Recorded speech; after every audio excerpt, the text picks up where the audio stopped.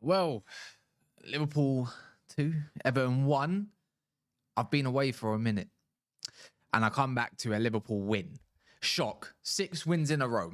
I'm not even here to mock it. I'm not even here to be unjust about what I just saw. Because for me, that might be Liverpool's best performance. Even though it was about 55 minutes in total, in my opinion. But it's a derby. It's the Merseyside derby. And it's a beautiful moment for Diogo Jota. Rest in peace as well. So it meant something. I liked it. I actually was thoroughly entertained. Before you get into it, though, you might notice there's a bunch of Man City shirts. So since I've been away, I don't even see a Man United shirt anywhere. Funny old game, isn't it? Nasty work. Just like your club, nasty work. But smash the likes. If you're brand new, so do subscribe. I do a lot of these breakdowns. I'm not here to be salty. Maybe just a little bit. You know, even though Verts and Isak didn't score or get an assist. But yeah, well done. Six wins on a trot. 5 in a row in the Premier League.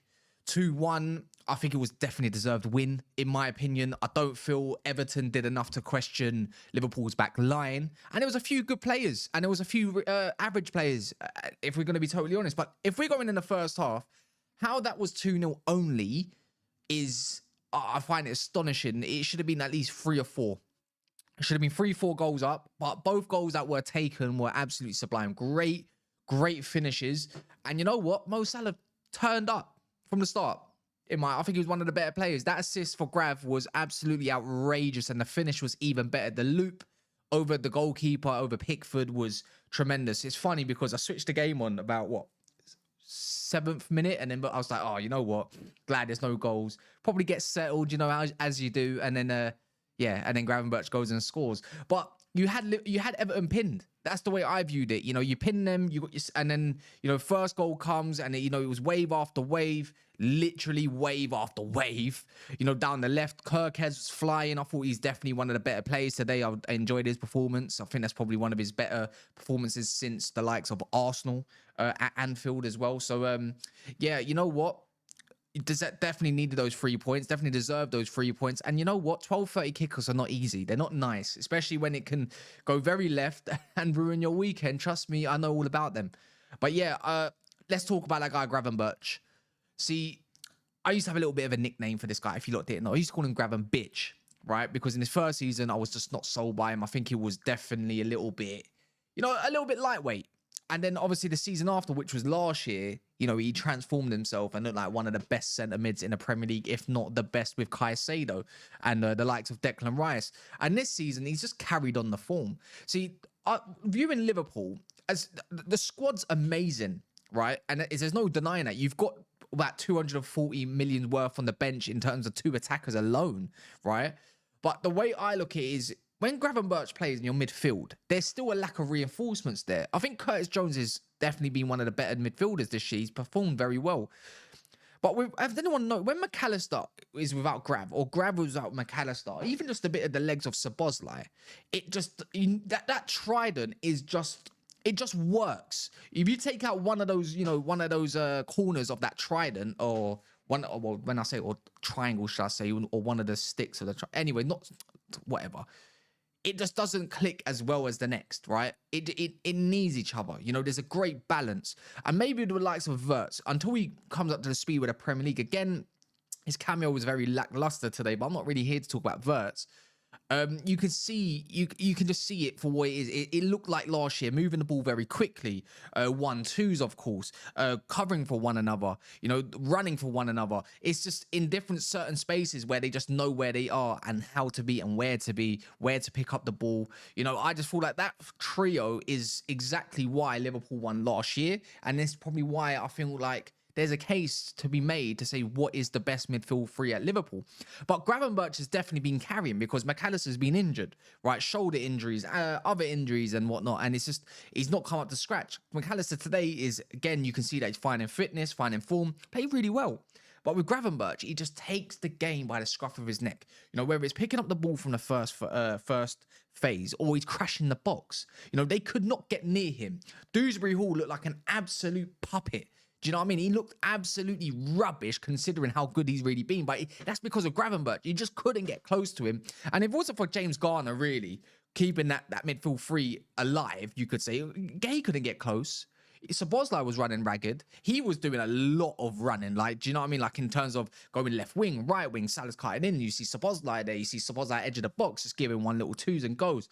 That's exactly the Liverpool that, you know what, we pretty much feared last year. It was, it would just work perfectly. Simple as that. And I just thought, yeah, Gravenberch right now in world football, in terms of Premier League anyways, let's be real. I haven't watched a lot of world football, so I can't really make that demand or claim, shall I say. But in Premier League, you could say he's definitely up there with being the top centre mid at the moment. Looking world class, on the way to being world class. He's got all the tools in his locker. You let me know what does he lack in his game? Whether it's in the defensive side or in the middle of the park side, or even when you attack, he's got a good shot on him. He's got a good pick out of a pass. I just think he's amazing. Like just on a neutral perspective, forget about me being a Man United fan.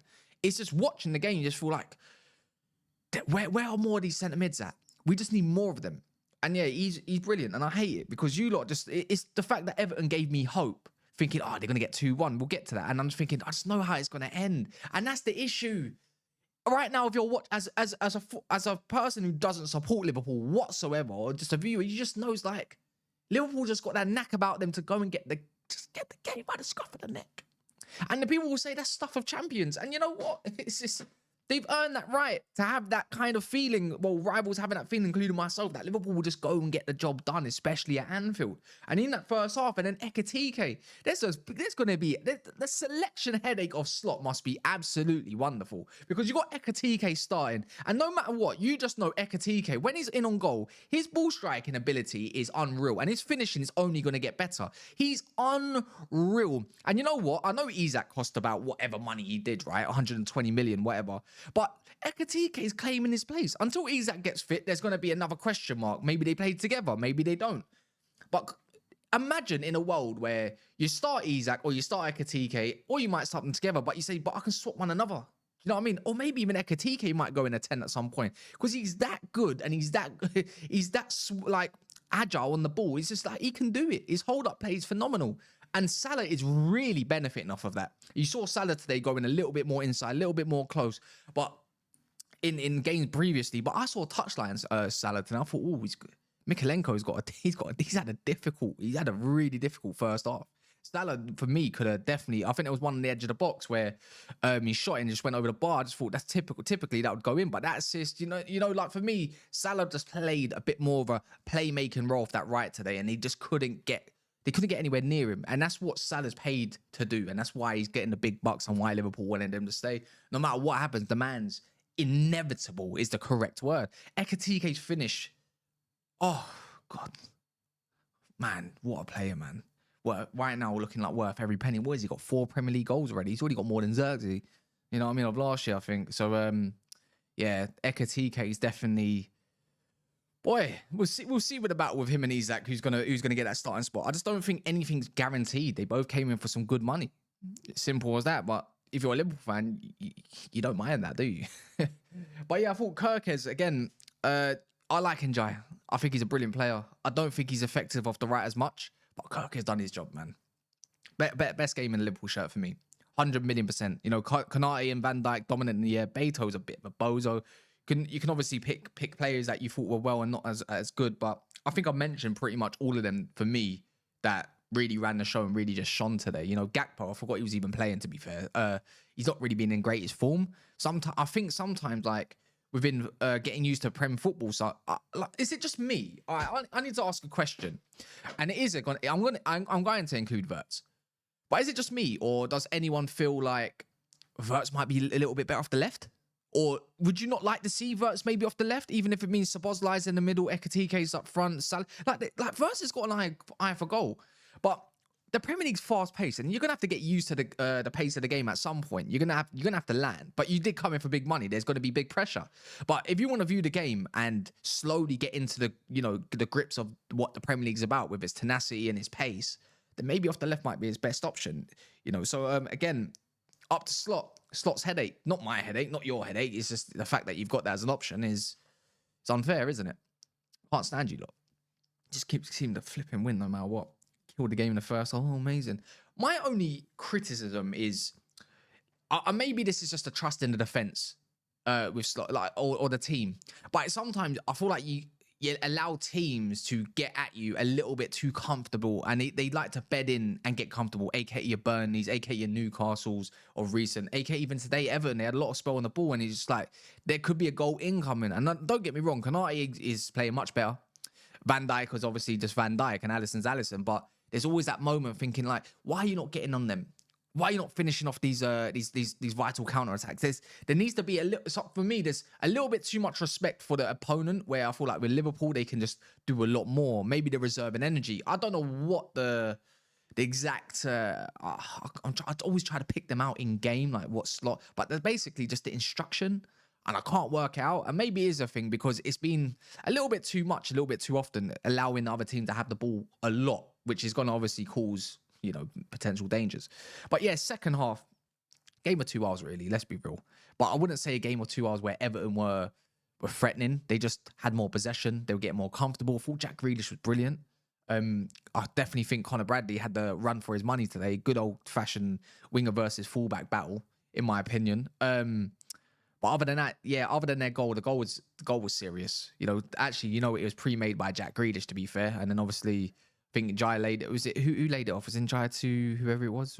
Gay, I think he laid it off. Yeah, and then yeah, 2-1. But game on. The fact is, I don't feel like Liverpool want game on. You want clean sheets. So, but yeah, look, there's not really much to say in the second half. You just saw the game out. You know, I just thought, yeah, this was a win regardless. I just didn't see Everton scoring.